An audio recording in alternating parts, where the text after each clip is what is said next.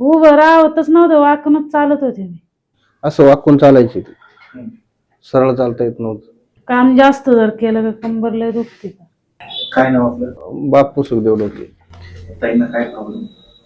त्यांना त्या कमरेत थोडासा गॅप पडला होता आणि एका पायाला कमरेपासून खाली मुंग्या येत होत्या.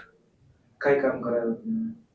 आता शेतामध्येच करीत होतो, पहिलं रस्त्याचं काम करीत होतो आम्ही. घरचं काम वगैरे जमत तुम्हाला? नव्हतं जमत, एका पोरं द्यायची पाणी आणून. आता करीते घरचं काम, हे गोळ्या औषधं घेतल्यापासून. आता बऱ्यापैकी फरक पडलाय. आता जमतं आता करायला. सरळ चालतात आणि काम बी करता येतं. आता बंद झाले, आता नाही येते मुंगे.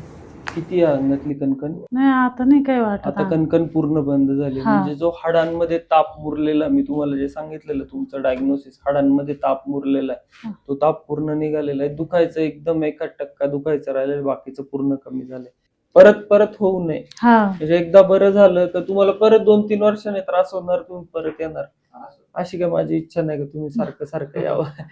फक्त हे परत येऊ नये ह्याच्यासाठी आपल्याला अपुनर्भव चिकित्सा करायची, म्हणजे आजार परत येऊ नये याच्यासाठी.